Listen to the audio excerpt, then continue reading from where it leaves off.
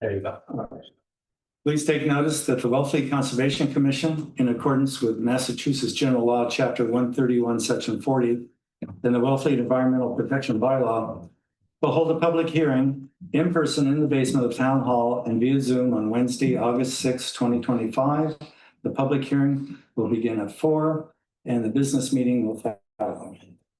In attendance, we have Michael Fisher, John Portnoy, Barbara Brennesel, and Leon Shreve, so we have a quorum. Before you open the first, did you open the public hearings? Public comment. No. Oh, did you, before we do anything, are you only here for 60 Hiawatha? Yes, you do. They've requested a continuance to August 20th. We just got it this afternoon. So I just don't want you to sit here until we get to that, just for you to leave. Okay. August 20th at 4 o'clock. Yeah. Yeah, same. Okay. Same bad time. Same time, same place. Same guy. Yeah. Sorry about that. Hey, no worries. Together. Bye-bye. Have a nice evening. You too. Sorry, you can go. I just didn't want them to happen. That's very acceptable, I think. Yes. Okay, the first one is Catherine Jackman, 120 Kendrick Avenue, map 20, parcel 13, a request for determination of applicability to replace an existing covered porch in kind on existing footprints. We went out there this morning, and we took a look at it. Were there any questions or concerns? I think there's a couple of things that you probably want to discuss. Is there anybody here to represent? They might look like you. Why don't we, they might be having a really hard time getting parking, so if we want, we can move on to the next one and see if that parking is at a premium out there. Yeah. I think it's a very lucky one. Unless somebody tows my car, though. Okay, we'll come back. The next one is the Lyndon Miller trustee, 15 Hidden Valley Way, map 29, parcel 249, a request for determination of applicability to upgrade an existing septic system. Yep, is it here or there? You can sit there if you like. Here.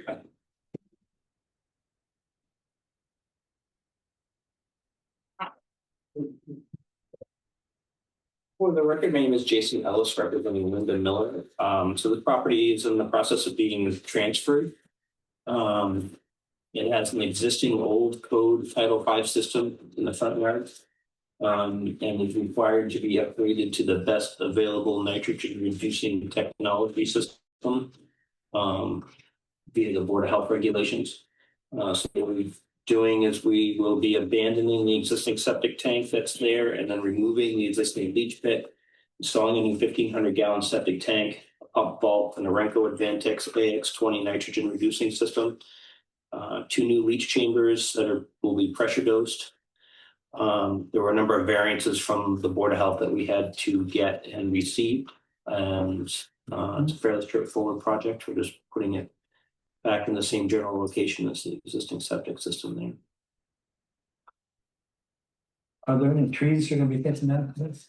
The trees and bushes that are there, there's nothing there that's really native. There was some forsythia and I think there was some euonymus that's right where the leach area is, which is invasive. So I think there's a couple of pines that might be there, but they're not native pines. I think they look like they might have been like Austrian pines or something like that. But yeah, the front yard's very densely vegetated, but it's all with nursery shrubbery. Yeah. Stuff. Very good. Yeah. Yeah. In the when you finish, it says here, but how are you going to revegetate over the leach field? I mean, the best thing to do would be to wood chip it. We've been finding that we've been having some detrimental effects of vegetating over the top of it, just because the roots of a lot of these shrubs really seek out the sewage. Yeah, sure. You know, so how about the herbaceous stuff like? Yeah, I mean, we could do like a grass or something. It just wouldn't match because it's such a landscaped, mulched front yard with shrubbery. It would look funny. But I mean, we could put some bayberries that are maybe a few bayberries around where they wouldn't maybe affect the system as much, somewhere that just, I worry about them in particular getting into like the pressure dose leach the leach laterals that are in the pressure dose leach chambers. Because the orifice on those, they're only 1/8 inch orifices and they get plugged real easy, and then the system fails. So, and then you have to pull the laterals all out and root them all out, and this is kind of a mess. It's not a big issue, I just wanted to ask about it. Yeah. Mulch would be, I think mulch would be okay. I think, There's no actual habitat. yeah, So heavily, yeah. and the grade actually goes back towards the road, it doesn't go towards the bank, it goes the opposite direction, so not any runoff will go into the pavement on the road there, so. I like this idea. Oh, I'm sorry. So just one small point, the newer version that you sent us does have the 50 and the 100. Yeah, I put the 50-foot on there, and then I also marked, I had the 100 on there, but I just didn't have an arrow on it, I didn't have it labeled. Right, it's a very small point, but in our regulations, it's 50-foot filter strip Okay, and it's a 100-foot buffer. okay. That's fine. I can cross it off on here for you. Okay. Really. Most towns have a 100-foot buffer, that's why I put it on there, just. I Yeah, the 100 treated- foot is the buffer. Yeah, no, but most towns have a 50-foot buffer also. Yeah, well, And usually in the we're 50 special. Yeah, in the 50-foot buffer This is, is Wellfleet. yeah, We do it the Wellfleet. I'm gonna propose that we that this as a -3. Happy. Yes, is doing it. Yes. I'm glad we're getting this stuff in.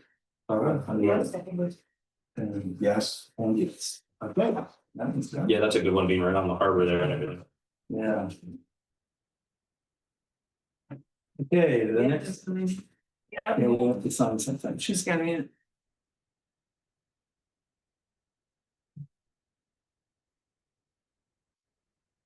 Can you hear for the next one? Yeah. Jason? All right, efficient. Did we put you all in order, Jay? You did? Yeah. Perfect. I'm trying to remember my phone back. I'm trying. Go back and- Good. You can go ahead now. Okay, the next one is the Camellia P Family Trust, 190 Meadow Avenue West, map 40, parcel 139, a request for determination of applicability to upgrade an existing septic system. Again, Jason Ellis, sorry. Again, Jason Ellis representing the Camilla T Family Trust. This is also a property transfer. The house is for sale. This one, you're getting rid of a single cesspool that's in groundwater, so a very good, and you're replacing it with an enhanced IA system. This one, you're able to get a nitric system in, which is the system that gets 10 or less on the nitrates. Right. So this one is a huge improvement. There's a new 1,500 gallon septic tank and a pump vault and an alkalinity tank. The alkalinity tank is part of the components for the nitrates unit. And that's right in that area, right on the corner of the turnaround in the driveway there, which I don't know if you saw it staked out there this morning. The reason for the placement of the tank being right there is just for elevation. The plumbing all comes out under the footing of the house, so we just had to put the septic tank in a kind of a location that would be able to utilize that elevation. And then we're pumping it from there up to the Nitrex system, which is up toward 3rd Avenue. And when the gravity fed each area, 3 plastic leach chambers. D-box, and those are all kind of right on the 100-foot buffer zone line to the land subject to coastal storm flowage, and also the top of coastal bank that's exists on kind of the southeast side of the property. Again, another fairly straightforward. Leisha and I had talked about the trees possibly where the tank's going, being removed. Yeah, we could plant some bayberries or something in there. That's something that would around the outside. That one's not as concerned with this one as I am with the other one in terms of the roots and stuff. This property has space too to plant those elsewhere away from the septic. Yeah, Yeah. that's fine too. So wherever you feel you'd like to see for plantings, it's is fine, and also the well has been, I forgot to mention, the well's getting relocated to another spot too, so. Just to get the maximum separation through the leach area, so. The old trees have to come down for the new well or things. No, that's wide open up there, so. How many trees are gonna come down? It looked like there's 3 like kind of scrubby oaks. I don't think there was anything really much over like 1.5 inches in diameter, and some of them were dead too, so. Some of them have been choked out by the larger oaks that are covering it, so there's a couple of huge oaks up towards Third Ave that are big and sprawling and they're giant. And I was able to keep all the components away from those, so none of those will be. Yeah, Yeah, there was one kind of outstanding sprawling oak. a couple of them that are really cool looking, yeah, they're huge. And those are gonna remain as of right now? Yep. That's Yeah, good. yeah. That one, there was one there that was like. Yeah, I was able to look at the leach area and kind of like a little open area that's right there, so. There's not really even a lot with the leach area, there's nothing really, I think there was one pine tree that was growing in where the leach area is going, and that was it. And that will all be able to be accessed off Third Avenue when they come in, so. I had a question on, you said the cesspool was sitting in groundwater? Yep. And that was it. It looks like the land surface is like around 17.5, 18 feet. And then you're moving the soil absorption system to a place where the land surface elevation is like 22. Correct. And there you have that groundwater, right? You have enough separation to groundwater. Yeah, the groundwater is I'm guessing estimating probably about 8 feet below the bottom of the leach area. We didn't hit it in the test hole, so. Okay. Well, I was asking because I'm surprised that the cesspool is sitting in groundwater at an elevation of, well, land surface 18, the spot on the cesspool is what, maybe 12 or something? It's not that, Yeah, and it's still hit groundwater. It's like an 8-foot deep pit, and it's about 2.5 to 3 feet below grade, so it's about like 11, 12 feet below grade for the. Yeah, bottom. it's still high groundwater for that Right. location. With the ground, yeah, I mean, Maybe the marsh is right there, but. Marsh right there, but maybe it's a perk situation. Yeah, and sometimes it's even tidal out there, like you can have fluctuations in the Yeah, groundwater yeah, just on that's- tide cycles, right, you know, right. especially high moon tide cycles, Yeah, so, well, you have a separation distance in the new SAS, so that's fine. yeah.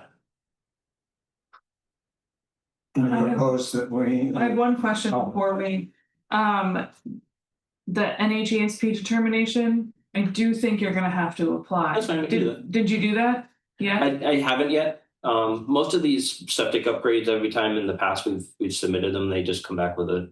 yeah, you don't need with to, yeah, or with a lot, like, this So- one definitely, most of the time they're on disturbed area, and Yeah, then yeah. you qualify for the exemption, but this one obviously doesn't. That's fine. So I'm just gonna add that as a condition that we have to have that determination before the start of work. That's fine.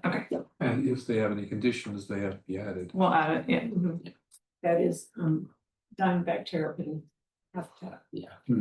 From that salt. When do you plan to do the work? It's Like like soon? this one's kind of in limbo because they're with the Board of Health being in the state that it's in. We're not sure if these regulations are gonna be rescinded or Okay. I not. was gonna say, because if it is turtle habitat, you'll just have a time of year restriction Yeah, that you can probably work around. yeah. So I don't, you know, if they get the house under agreement soon and they need to have it closing soon, then it'll happen sooner than later, but if. And even if you just email NHESP and say, do I need to get a permit for this? And they say no, I'll just add that That's email. fine, So okay, very cool. So it's okay if we. you can approve it. On the condition that if the Board of Health regulations change and you wanna not put in the advanced IA system, you come back to us. This one will still have it because we're gonna be within 100 feet of the well. Yeah, I think. So it's still required. Check, that's will be required even. And if this plan changes, they have to come back anything. Okay, that's fine. I move that we. Well, the condition as well, if any trees do happen to come down, then you have to replace them.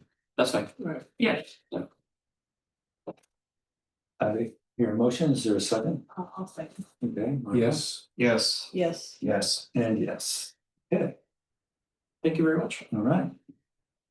You have anything else for us tonight? That's it. I think that's it. Thank you. It's short and sweet. Thank you. Slacking off, yeah? I know. Yeah. See you later.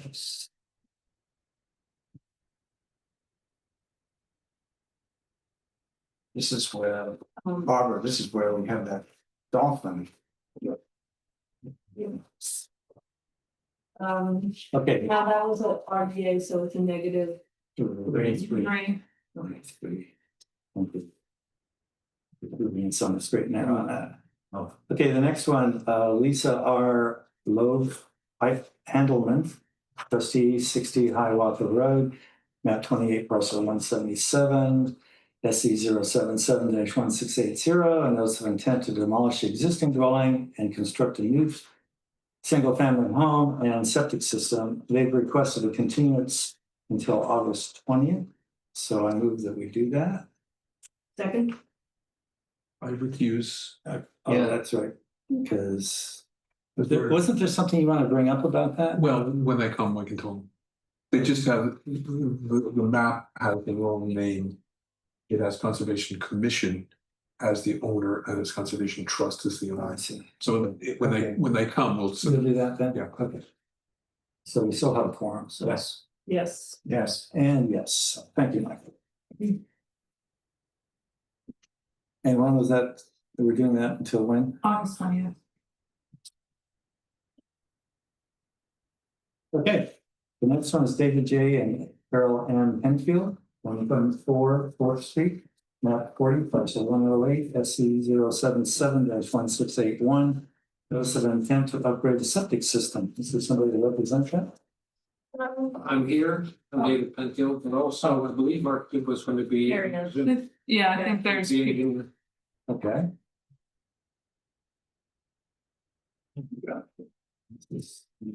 Did you let him go? He's.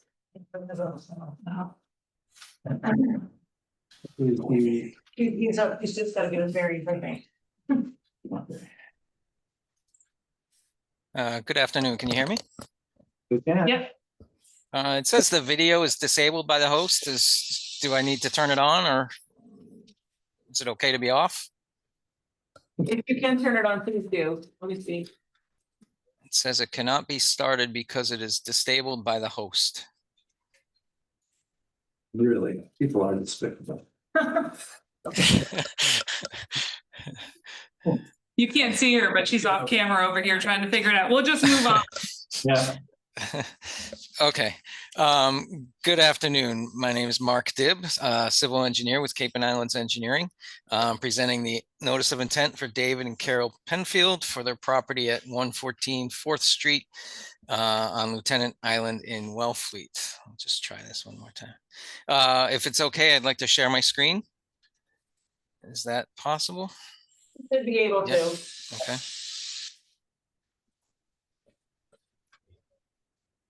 It's coming. There it is. Right. Okay. So let's just go through the existing property real quick and then what we're proposing for the septic system. So the existing parcel is a 11,200 square foot property. It has the existing dwelling on the easterly side of the property, as far east as it can be, up against the property line. It is relatively high in elevation. As you go towards the west, you actually climb up a hill to about elevation 54, 52, and then down the coastal bank, down to a riprap slope, and then the beach and off to Wellfleet Harbor. We're proposing to, the house is for sale, so we're proposing to upgrade the septic system. It's an existing tank and 1980s vintage leach pit on the site. We're proposing to replace the tank and septic system with an AX20 RT nitrogen reducing system that has will pump up to a D box and over to a leach field, plastic chamber leach field. One thing we are, the site is very constrained, and we are proposing a plastic tank and plastic AX system so that smaller machinery can get those things in there, as well as the leach field. We are on the Board of Health agenda for next week. If that can go through, seeking a number of mostly just dimensional variances because of the tight site, some property line setbacks, some setbacks to foundation, things like that, tank setbacks. We've cited it pretty much in the best place possible for the property. We are 24 feet from the coastal bank. We are a good 130 feet from mean high water line, and vertically we're quite a ways up. The bottom of the system is over 40 feet elevation. We believe we've cited the best possible for the property.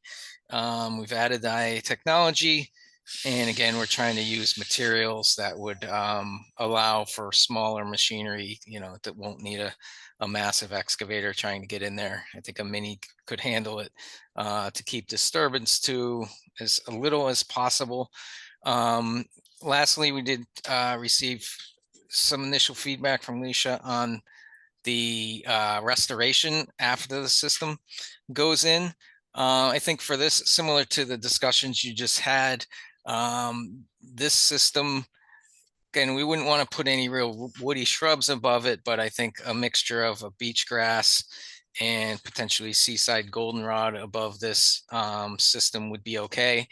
We're not really taking down any real valuable vegetation. It's pretty rough over there, but we could, it's not on the plan yet, but we could definitely provide some, I prefer just grasses with where the root mass is not as big to go back there. I'd be happy to hear any further feedback from the commission. That's my presentation. I'm going to stop sharing and try to turn my video on, see if that works, but if it doesn't, no, it still doesn't work, but that's okay. That's it. We don't need to see this one. Okay, so we're talking about goldenrod and beach grass, perhaps. I do think that area, where the SAS system is going, that is actually native vegetation habitat there that will be lost. And I understand that overall this system is going to be an improvement, but I definitely think we need to replant for what we're going to be losing there. But if the commission is fine with doing beach grass there, I'm okay with that as well. I just want it to be clear.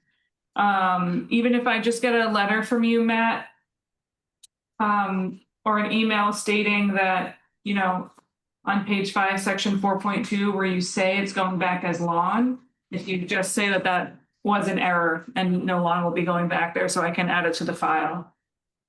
Because we certainly don't want lawn area to be created Where there was natural. where there was nothing. Yeah, yes, I agree with that. I can, Okay. I can send you something to that effect. No problem. Yeah, the simple email. Yeah. And are you taking out the old components? Yes, we understand that'll be a condition to it. So yes. Okay. To go back to the vegetation, I want to ask Alicia, what is there now? I can't remember. That's the one that had those junipers. There were some juniper trees there. There was some bayberry there. Okay. And there was like that small walkway. Oh, yeah. Yeah, there was 2 little scrub pines that were Okay. very small, but obviously they've been there for a while. Okay, well, it seems pretty straightforward to me because we can't have any woody vegetation there, shrubs or trees, then the beach grass. Yeah. Seaside goldenrod sounds fine. Yeah. Just make sure that there's something there. Also for erosion control too, not to just have Right. the sand for, yeah.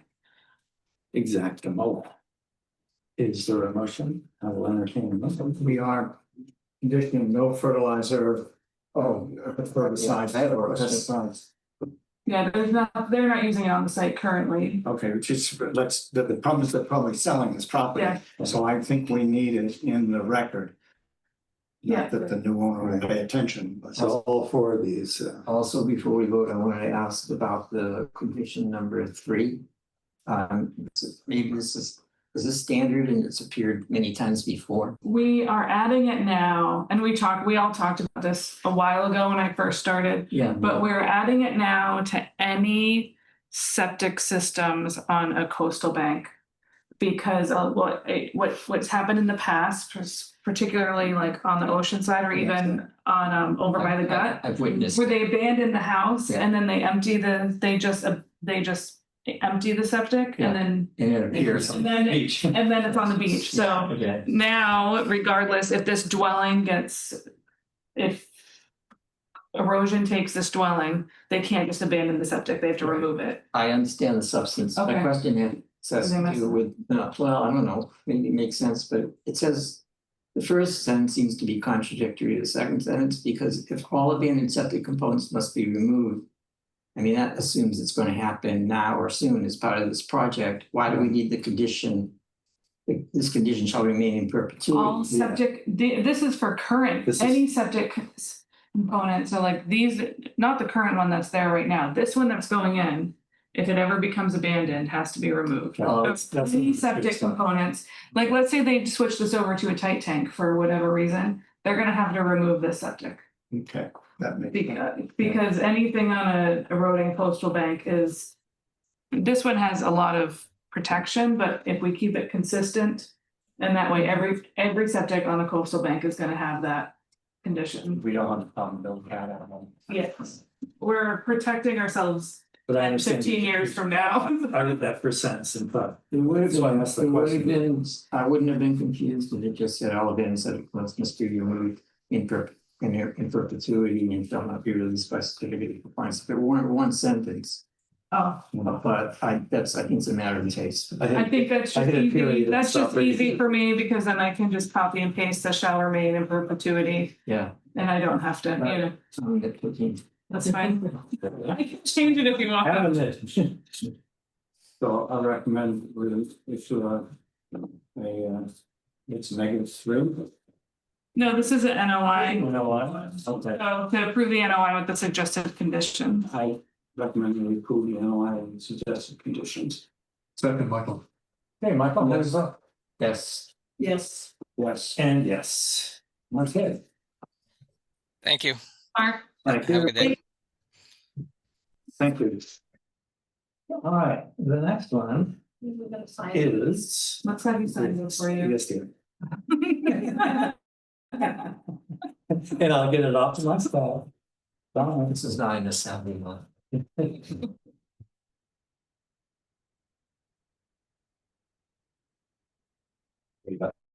Top of my head.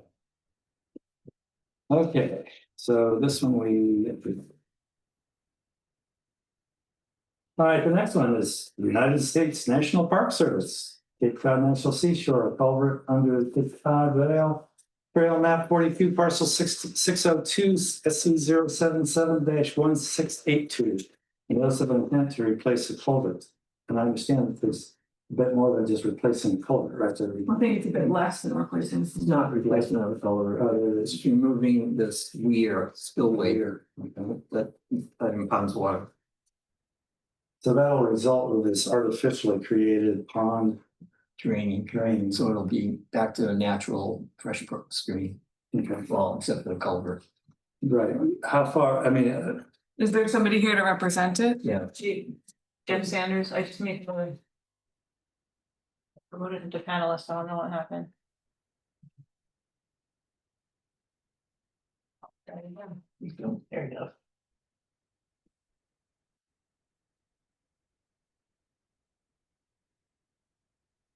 Mr. Sanders.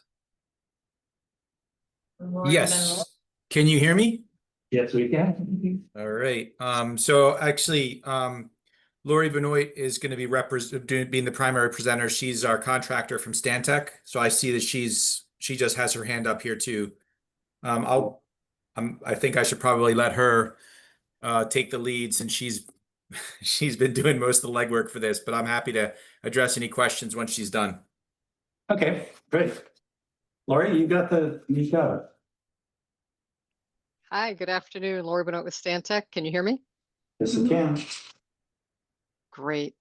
I Yeah, so I'm going to lead off. I know that Jeff is here. I just want to check to see if Michael Chelminski, our lead engineer on this project, is on as well. He is, and I'm promoting him to panelist too. Okay, excellent. Yeah, so the project is essentially just modifications to an upstream weir at the Freshbrook Culvert under the Cape Cod Rail Trail. Right, so it's not a culvert replacement for the purpose of improving habitat, particularly for trout and other anadromous and catadromous fish. Oh, Michael is on. So right now, just so I understand, the weir is preventing the fish from going upstream, is that correct? That's correct, yes. Got it. All right. Oh, my video is disabled. That's okay. Okay. Michael, are you going to share your screen or should I? You're going to run the. Let me see if I can make this work. Okay. I assume folks can hear me. Yes. So, can you see that screen? This is daunting, this technical stuff. Currently, we're looking at you. Your face. You. Oh, So we're not quite there yet, as far as sharing screens. okay. How about that? There we go. We got it now. Perfect. Oh, I feel so much better. Thank you for guiding me through that. So, good evening, folks. I'm Michael Chelminski. I'm a civil engineer licensed in Massachusetts with Stantec Consulting, located in Northampton, Massachusetts. I've been engaged on this project since 2011 when I did a reconnaissance study under contract to the Massachusetts Division of Ecological Restoration and was subsequently engaged by the National Park Service as represented by Jeff Saunders here. The subject parcel is a culvert under the Cape Cod Rail Trail on the landward or east side of the rail trail. It's an impoundment on Fresh Brook. On the seaward or west side of the rail trail, it's a tidally influenced waterway that then goes under Route 6 and then out into beautiful Cape Cod Bay down below Lieutenant Island. The issue is that the culvert, which has a concrete pipe culvert, has a drop inlet structure on the upstream end. It's about a 4 by 4 foot concrete box with a wall height of about 3.5 feet, and it's got a weir on the inlet. So because of the depths of water in this system, it's a perfect barrier to prevent upstream movement of anadromous fish, such as our beloved brook trout, Salvelinus fontinalis, which historically had a life stage or a life cycle here where they'd move between the freshwater waterways on the Cape and into the Cape Cod Bay, which is basically a huge grocery store for them. Through the efforts of many people and the interests of many people, they identified restoration of aquatic connectivity on Fresh Brook as a priority, and that largely follows on the work by a number of people in Massachusetts who restored sea-run brook trout connectivity and therefore populations starting in Red Brook and Plymouth and Wareham and moving up the coast. A number of state folks as well as NGOs spearheaded that, and various folks, including National Park Service, identified this. So the issue is we've got about an 80-foot long culvert with largely backwatered conditions under normal flows. It's upstream passable by brook trout, but they hit this barrier that when they get to it, they say dam.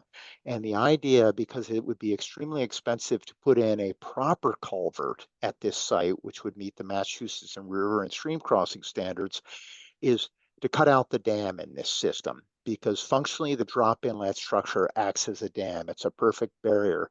So barring a few $1,000,000 to replace a culvert under the rail trail, the idea is to jumpstart the opportunity for these fish to return to their natal waters by cutting off this drop inlet structure. And the plans in front of you they show the location of the project. I suspect most of you are generally familiar with that. Would you like me to walk through these plans and give you a general idea of what we got here? I don't think so. I don't think we need it. I just had a question from a wildlife standpoint. Are brown trout or brook trout the kind of fish that return to their breeding ground normally, like salmon, for instance, or? In the anadromous populations, they will. Historically, they range down from the south. I think we lost you. Oh, we Michael. lost you. We lost you, Michael. Good try actually understanding. Huh? So I guess my question would be, will they find their way to this newly refreshed? Do they do that by smell, I guess, or? It's amazing studies have shown that that the ghost fish, that all of a sudden they restore habitat, and fish that theoretically would have had to be born in the spawning ground show up. I mean, it's been a huge success. Yeah, it's just an amazing. They are expected to return. That's, Yeah. the goal. Oh, good. Well, that was my only question. Is I was Yeah. just, if it had expired as a breeding ground. Hello, Go hello, ahead. folks. Can you Oh, hear you're me? back. Just Michael. Okay. Yes, Yeah. my apologies. So the history of restoration of sea run brook trout in Massachusetts, which was largely led by Steve Hurley of the Department of Fish and Game, has demonstrated that translocating brook trout that have this lifestyle, that they have recolonized habitat that they were excluded through. So there are a number of cases, Red Brook, the Wayweantic River. So across the board, this has been successful, and similar to the reintroduction of Atlantic salmon in New England, in Maine's populations, for example, after initial exportation, they were restored. So there's great confidence that providing access to cold water habitat in Fresh Brook and the generally cool water in Cape Cod Bay will result to a restoration of a almost unique fish population and a highly valued fish population in Massachusetts. Where does this stream originate? Does it come from a pond or You mean the upstream end of it? the upstream end of it? Right. Where does it come I from? think it's largely groundwater fed, and there's some Oh, okay. So just, inland wetlands okay. to the east. Okay. It's to the east is near the Marconi station. And as Lori noted, it is groundwater, and that's the beauty of Cape Cod. This groundwater is relatively cool and provides persistent cool habitat. An additional benefit of this project is by removing this weir, you'll begin to remove this artificial impoundment that was formed by the rail trail and the drop inlet structure. And it is expected to dramatically reduce water temperatures, which will make it further favorable to the native brook trout as opposed to introduced warm water species such as largemouth bass. This project will also benefit Anguilla rostrata, the beautiful American eel, which when I was in 2011 first doing this project, we saw quite a few eels in the reach between the rail trail and Route 6. The juvenile eels will get up this structure, in my opinion, because the elvers that are a few inches long, but the larger eels will not be able to go up this because they don't travel in the realm of surface tension. Okay, thank you. Michael, you have a question? Yes, so is Trout Unlimited one of your partners? I believe Trout Unlimited is involved through their engagement with the Sea Run Brook Trout Coalition, which is heavily involved. But Jeff, you can probably confirm that, but isn't TU thoroughly engaged? Yes. Yeah, we've been working with TU for a couple of years. They've raised some funds to help with the project. So yeah, they are definitely engaged in the project. Because when they applied to a different town organizations, they claimed that no work could be done until there was an archaeological survey. Yeah, so they put forward a community preservation grant, and Yes. so that money was awarded to, I think the town of Wellfleet awarded them some funds. So the park archaeologist and park historian are working with them to draft a statement of work to conduct surveys. As some of you may know, Freshbrook, there's a historic Freshbrook village in this area. That is higher up, well beyond the scope of this project. It's higher up in the hills. But yes, there will be a pre and post archaeological survey done. I think once the water level drops in the impounded area, our archaeologist is very interested to do some surveys in there as well. But so I would also just say that we don't have we have a little ways to go before we actually begin construction. So there is still a question of funding and things like that. So so construction is not imminent. So that wouldn't be a condition that we should put on it, that they have to do the archaeological. No, because that's separate. That's a separate, Yeah, that's like that, you're crossing the line there. Okay, We have no jurisdiction over like what archaeology. another board, the same way that we can't have, you know, septic stuff. right, no, I understand, I Yeah. understand. So the other question is, as of July 14th, you had just submitted to the NHESP. Have you heard anything back from them? Yeah, we've had a lot of back and forth. So they've approved our vegetation ecologist on staff here, Dr. Stephen Smith, to conduct the survey. They're primarily concerned with one species, and I'm sorry, I should have it in front of me, but I don't. It's rosette's panic grass, dicanthelium, sedicanthelium, commonsianum. It's a grass. Yeah, thanks, Lori. Yep. So I think we're talking about a very small area here. So our ecologist is intending to do kind of a complete census of the area to look for it. So we're just trying to iron out the Natural Heritage wants a protocol of sorts, and it seems like they're asking for something a little complex when really we're going to be searching for one target species in a very, very less than a quarter-acre area. So we're working through those details, but he should be able to conduct the survey very soon. So if they do put any conditions, we would have to add those, right? Yeah, so we do typically wait for an NAGSP determination to issue NOIs. So there's two ways we could do this for this project. We could approve it and then just wait for the NHESP determination to come, and I'll just add those conditions to the permit. Or we could add some language in there that says, you know, you must abide by the NHESP, whatever NHESP says. The problem with that is that that is very difficult to enforce if we have to. So it's not something that I would be comfortable doing on private property, but given that this is National Park Service and we have very little jurisdiction, or it would be very difficult for us to enforce anything anyways, we could do it either way. It's not gonna happen right away, so I prefer the former. Yeah, I think the form makes a lot of sense. Yeah. That way it's on record. Explicitly. When it's all said and done. I have a question on the project. The project schedule says that the construction will commence when permits are received, but is there a time of year restriction on this project? For fisheries, you may have seen the fisheries letter after they completed their review and submitted it to the Conservation Commission and sent us a copy. For American eel, they are asking for a time of year restriction, so no work between March 15th and June 30th of any given year.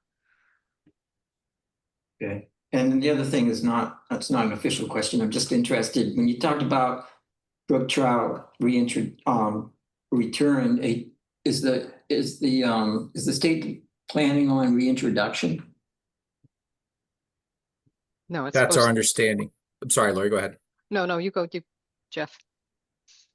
Yeah, so this would go back a little bit before I got involved in the project, John, but my understanding was early on the state had committed to once the weir was removed and the hydrologic connection restored, the state was committed to reestablishing a population in Freshbrook with native trout from brook trout from the area. From like Mashpee area? I'm not exactly sure, but I would have to get That's clarification there. We've had some recent success, so that's why I was asking. So We did that's good. reintroduce them when they did a similar project in Wareham, Yeah, but I don't know where they got the original. I know they did on the Cape too. And Yeah. They may have a hatchery. Yeah, I was like, I don't know if they're coming from the fact, if they might be hatching, they might be. So, coming so from- this stream acts as a nursery primarily. Right, And anadromous fish, yeah. yeah. And there was a herring run there too, in addition to eels and Mhm. So they just live in the stream? I mean, the little. I mean, I'm used to things going upstream into a pond and No, they can, the fish, well, Barbara knows more about this, but blueback herring and. for They example, can spawn in the They stream. can spawn in the stream, on a sandy bottom, a gravelly bottom. so like herring that leave after they've spawned and laid their eggs, is it the same true for brook trout? At least so, right? Yeah. Okay, so they just go up there, they breed And they go the back. eggs and they go back. Okay, got it. I'm square with. Yeah, and the artificial impoundment is not their natural breeding habitat. Right. Okey dokey. Any other questions or concerns? I think we should, what are we calling this? How did the commission want me to handle NHESP? The first option. First off. To wait for the determination? Can I just say? I'd like to see this expedited as quickly as possible, and I'm not particularly worried that we'll have a problem with this. Which way will be the fastest for getting the project going? Well, they're not doing it right away. They have to wait for other permitting and funding. So I think us approving it and then waiting for the NHESP determination would be fine. Would that be all right with you folks? It's fine with me, Jeff. Yeah, I don't see an issue with that. Well, my I don't understanding, think there's very, I don't think Steve feels that they're gonna find anything in this area anyway, so I think he'll be, assuming that NHESP accepts the result. We can wait and then wait for the NHESP determination. And then worst comes to worst, if it takes far too long, they can always come back and request us to issue it with a different condition.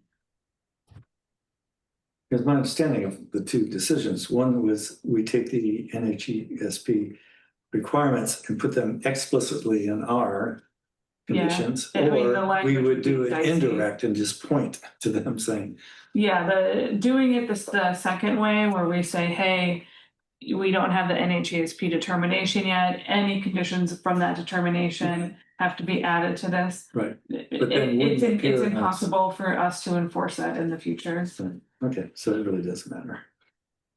So we'll just wait for it and we can approve it and then wait. And it won't be long before they get it, so. Okay, Yeah, we hope to have the survey done in the next couple weeks. so I move that we approve this, what are we calling this? NOI. This is not, so it's just, Right, Second, okay, Yes. Yes. yes. yes. and yes. Okay, you passed that, who? Thanks all. Thank you very much. Thank you very much. Bye-bye. Good work. Don? So we are constructive. That's a- Because at the time the railroad, the bike trail went in, they had to replace the culvert. The old culvert was collapsed and it impounded the water behind it. So the objective of the weir was put in a culvert, but put in a weir so that you wouldn't drain the pond. Because it was concerned that pond had some value as wildlife habitat, so the pond remained. Well, now it's not so much. Yeah. I mean, I think of weirs, I think it's trapping fish, so it's. it is trapping. That's exactly the point. So should we continue the Jackman? Yeah, let's try to circle back around before we get to the. Here you go. Is anyone here to represent Catherine Jackman at 120 Kendrick Avenue?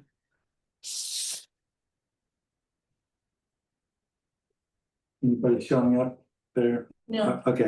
Man is the, what is it? Yeah. No, it's not here, so. I think there are some issues that we need to discuss, so we need to continue this. I move we continue this to August 20th. Mhm. August 20th. Second, forward. Yes. Yes, yes, and yes, okay. I'm not going to include here then. What's the warning? We'll good stuff. Okay, how should we proceed on the next two? They're related. Should we do You them can do them separately? together. We can do them all together. Because the issues that we want to discuss are irrelevant to either. I mean. Well, you can announce them together and I will discuss them. All right, fine. We're gonna do a twofer here. This is to do with Jamie Rice, era Robert W. Galvin Esquire, 51 9th Street, map 40, parcel 156, SE 077-70. This is requesting certificate of compliance to two fairly old NOIs. One was for the installation of a light duty revetment, and the other one is for previously permitted work, whatever that is. So these are both pretty old, I think. Yeah, I'll do a little intro if you want. Okay, One, please. the permit from 1970 was issued in 1979. We do have the permit for that, but there's very little information. It was likely for some kind of sand fence. There's since, a revetment there that kind of supersedes whatever was happening with this permit. The permit ending in 418 was issued in 1998. We have no files for that. We have no idea what that was for. So, that's why it says previously permitted work. Upon inspection, staff did see violations on the property, including an unpermitted shed and a gravel patio area that had a raised hot tub. And under the raised hot tub also had, like packed bluestone to support the hot tub. So I did request that Attorney Galvin be present to, we have been in contact, but I said it would be good for him to come and discuss some things. The shed has been there for longer than the patio. The patio is very obviously brand new. And a previous permit did say that that area was to be left to naturalize. And the shed was not in a 2015 permit. That 2015 permit, that shed was not on the property. So that shed was erected sometime after that 2015 permit, and the patio is definitely within the past year. Okay. So I think Attorney Galvin might have some insight for us. I do. Can you hear me okay? Yes, we can, Mr. Galvin. Thank you. Okay. Thank you, and I appreciate you allowing me to participate remotely. I would have loved the trip down to Wellfleet, but I can now attend another meeting tonight, so I appreciate it. So I represent Mr. Rice. Mr. Rice acquired this property here at 51 9th Street back on July 8th of 2016. And I was able to provide Ms. McKenna an aerial photograph showing that the shed that is one of the two issues that were observed on the site visit was constructed back before April of 2016. There's a program out there that many towns and many of us that do land use work now have called NearMap. And the neat thing about that is it provides high resolution 4K photographs, and they date back to sometime in the mid 2010s. And I was able to determine we don't have an earlier aerial photograph than 2015, but I do have one from April of 2016, which was 3 months before my client bought the property, showing the shed that was already erected. Now, the property was purchased from a woman by the name of Jackie Collins, and I think she and her husband, John, probably owned this property and maybe even more than this property for a number of years, because they were the original applicants on the two certificates of compliance or the orders of conditions that I've asked for certificates for. So I'd be happy to show that on the screen if that would be helpful to you, because I think it's pretty clear that you can see when it was constructed. I also sent Ms. McKenna a second aerial photograph showing the circumstances in April of 2025, just a couple of weeks before my client sold the property to the new owner. He sold the property on April 24th. And the reason I actually applied for these certificates of compliance is his closing attorney asked us, when they saw the notation of the two original orders of condition, to obtain a certificate of compliance for the old one. So that's why I applied. It appears as if this patio, upon which there is some chairs, a fire pit, and a hot tub, was constructed by the new owner after my client sold the property. My client lives in Florida, did not attend the closing. I represented him at the closing under power of attorney. So the property apparently is a rental property, and this work seems to have been done after the closing. So if you'd like me to show you those photographs, I think they're pretty clear as to what occurred. So unfortunately, I don't have a high resolution photograph from 2015, so I can't determine whether the shed was there then, but let me share with you what I have. Okay. You should be Yeah. able to share your desktop. Just give me 1 second. It's always easier said than done. Hold on 1 minute. That didn't work. Let me try it again here. You might be able to move on without it. Yeah. I did get it. I did get it. So And I have it in email. Yeah. It's coming. okay. So if you're able to see that photograph, and I do think I could zoom in a little bit on it, this is April 10th of 2025. So this is this year.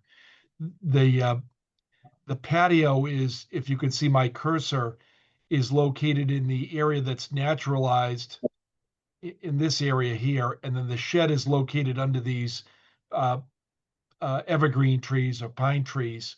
And I'll represent to you that it's there. You can actually see it. I can probably zoom in a little bit, but you can see that there's no patio, there's no hot tub, but there is a shed there. So what I'm going to do now is I'm going to click back to 2016. I offered this photograph to show that the patio didn't exist when my client sold the property and the shed was already there. Now here's 2016. Just give me 1 second. This is April 9th of 2016. And this would have been 3 months before my client purchased the property. And you can see the shed is under the trees. And this area, I guess, I'm not exactly sure what it was, but that was the condition of the property then. Okay, so a new owner bought that property a year ago. No, just bought it just a couple of months ago. Oh, so they put in the hot tub and stuff in that time period since they bought it? Yes, they appear to have done that because as I showed you back in April of 2025, those improvements didn't exist. I mean, technically it could have happened between April and July, but if we have it on the record that the person requesting the COC did not perform the action, I'm comfortable issuing the COCs, especially since they're so old and they have superseding conditions. We can issue the COCs and then just I already sent the certified letter to the new owners. So we will have to probably track them down, but the previous owner has really nothing to do Do we with have it. anything on record about the permanent, the rock revetment that's there now? Yeah, they have a permit for that. Okay. What are those other objects in that area, the whitish rectangle? Oh, I think it's a picnic table. That appears to be a picnic table of some type. And the other thing just to the northwest of I it? think it's a I think garage. that's a chair or something like that. Okay, all right. Nothing. I'd say 2 chairs and a grill, maybe. Yeah. Not too permanent. Nothing. So, I mean, this is complicated for us. Basically, we're letting the person who sold the property get his compliance. Right. We're going after the new owners who are clearly violating our policy. Right. And we're letting the shed slide. Well, that's included in the violation. Ultimately, it is the current property owner's problem. And if the town was not aware of the violation previously, the previous owner, Jamie Rice, I believe, he obviously didn't do his due diligence when he bought the property because we would have caught that shed when these COC requests happened and should have happened in that sale in 2016 that did not. Maybe it was the cash sale, so there was no real deed research, I don't know. But now with the new sale, that the current property owners took the risk to not have these closed out before they signed the line. So they're ultimately responsible for the violations. Okay, well, I'll represent to the commission that the new buyer is represented by an attorney by the name of Harold Moody in Plymouth. And I spoke to Harold today, and he's aware of basically what Ms. McKenna has just indicated. And he's like, well, your responsibility is to get the old ones. We'll deal with the new ones. So new issues. So that's how we left it. And I'm going to report back to him on whatever the commission does today. I think Lisa's right. The owner that the previous owner that Mr. Gallen is representing is off the hook. Yeah. So we should approve both COCs. And I'll move that we approve both COCs. I'll second that. Okay. And going forward is a different issue with the new owner. Exactly. Okay. Yes. Yes. Yes. Yes. And yes. And this photograph is really useful going forward, if it shows what was there. Yeah. It's just, He's emailed it to me and I use the yeah, you can see the vegetation very Yeah. well. Yeah, this is I'm a town council in Marshfield, Norwell, and Stoneham, and we use this in our for our town, and I have access to it. And I'll tell you, representing Conservation Commission, it's terrific for determining exactly what happened when, if you're going back about 15 years. Yes. So Thank you for being present. you're welcome, and I really appreciate your consideration. Thank you. You're welcome, and thank you. Bye. Go on.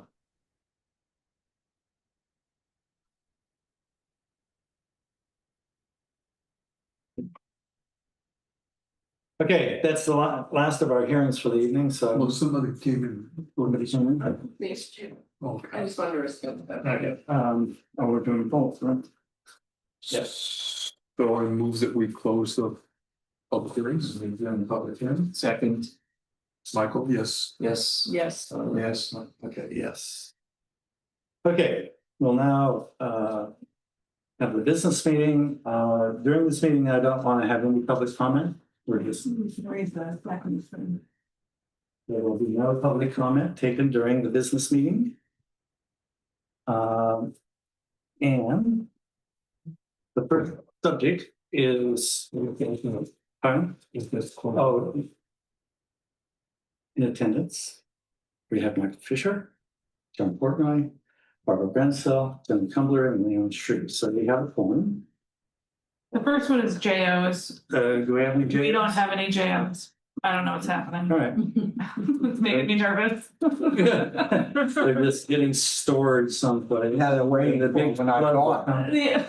They know you won't be here. Okay, so our first order of business, as far as discussions, is to discuss, deliberate, and take appropriate action with respect to the open meeting law filed by Judith Ahern on July 18th, 2025.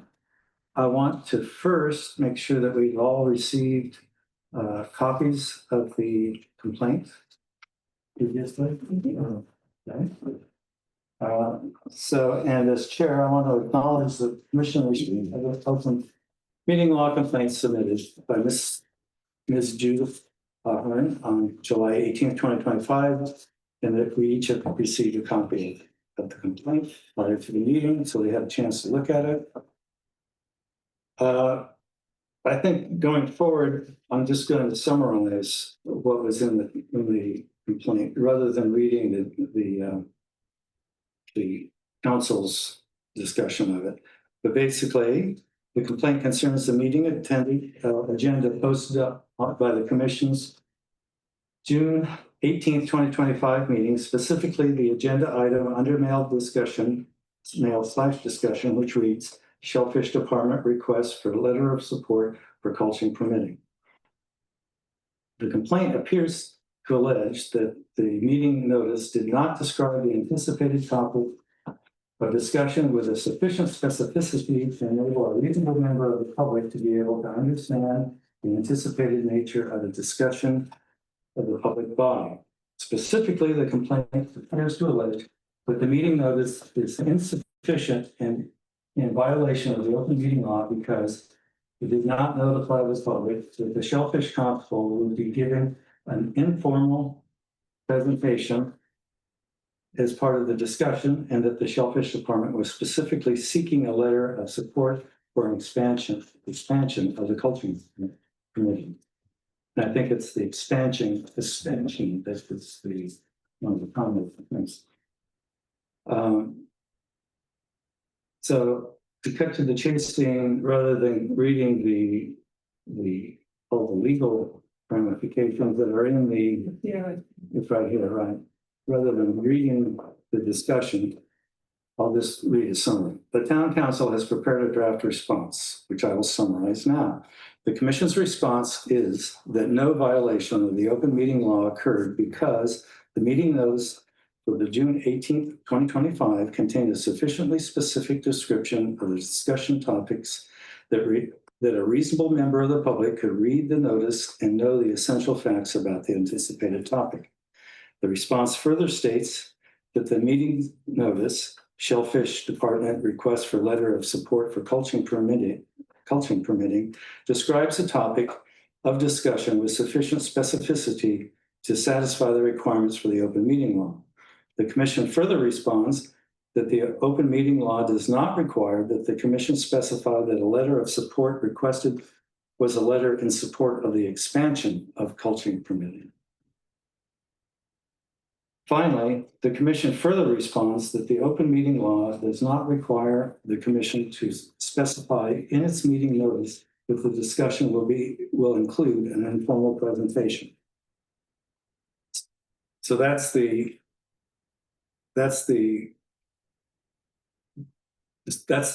what's in this description. And if you want, that's a response from KP Law. And they have citations in here, case law, et cetera, that support that. Is there any discussion that we would like to have about that? No. I think that's, I mean, there was no intention of doing anything incorrect, and I think that we did everything that meets the law according to safety law. So at this point, I would entertain a motion to approve the response to Ms. Judith Calhoun's July 18th, 2025 open meeting law complaint in the form prepared by the town council, consistent with the discussion and together with any additions discussed, which we didn't have any additions, I think. Reasonable thing, no? Okay.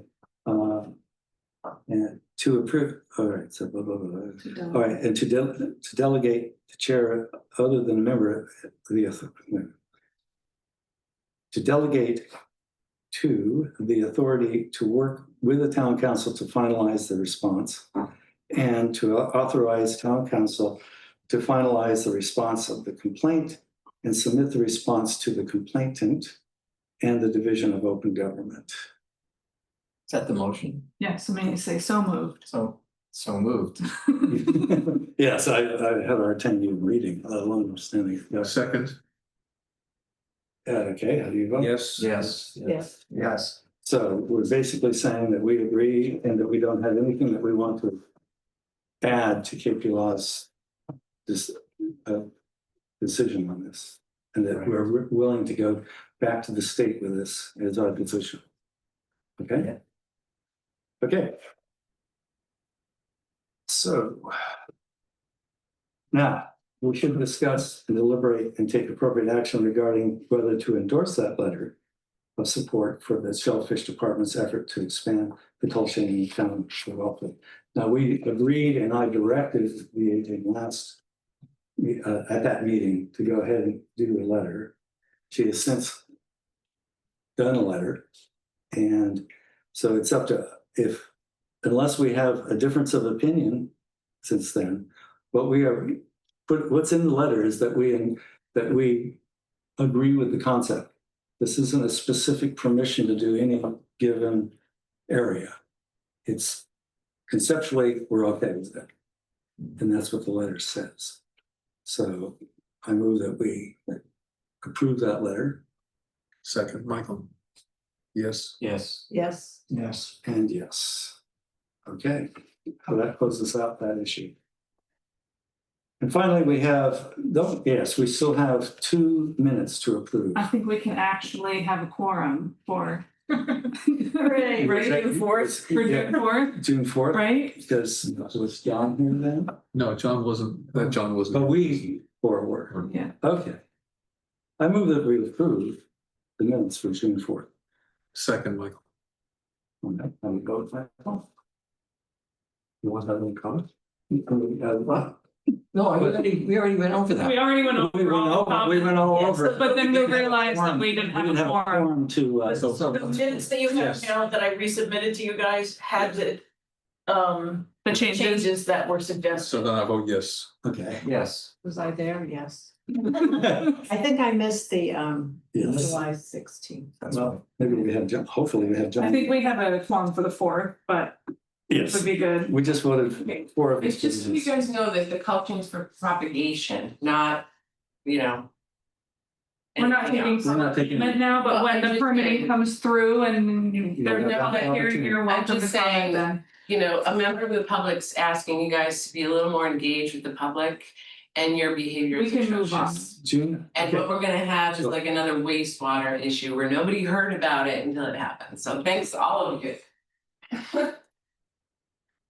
Some people don't understand, I guess. July 16th, 2025, we also have some minutes for that. Does anybody have any corrections? Yes.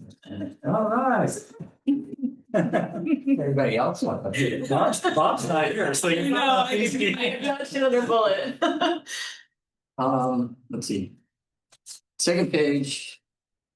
Third paragraph from the bottom. Second sentence that starts with the agent and the commissioners. John, are you gonna give me your note? I. Okay, great. Just so that I don't write everything down. Yeah.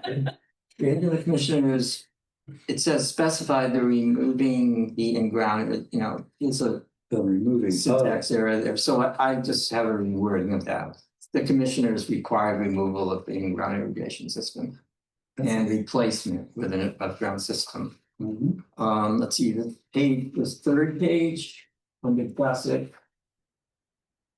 There's a numbered list at the bottom there. I would suggest the second item is creating all visual clue cues for property boundary. I would suggest we say conspicuous definition of the property boundary. I'm gonna keep going unless everybody has objection. What was your wording? Yeah, That sounds even more vague. Well, actually, it sounds much better, but. well, see, that's what I mean. Matter of- You got his vote. It's a matter of. Yeah, it doesn't matter. Maybe we'll let Jen be the operative. Now what was actually said, like, but if, as long as the spirit of it is in there, it doesn't matter. If this was what it was actually said, creating a visual cues for the, yeah, probably, Yeah.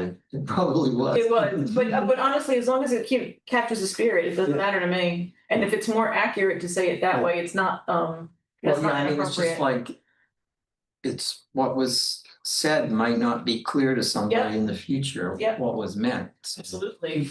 Alright. Let's see, 34, third paragraph. Second to the last line, no. Well, there's a long, the third paragraph, the last sentence is kind of long. Jen explained that the fences without a 6-inch elevation negatively impact wildlife. If this property is under the Natural Heritage Program jurisdiction, I would suggest a semicolon at that point, and delete this means that after the semicolon, you'd say the 6-inch gap under the fence is required by Natural Heritage. The next paragraph, second line from the bottom, says Barnstable County Commission about the video that I referenced. It was actually a PCC.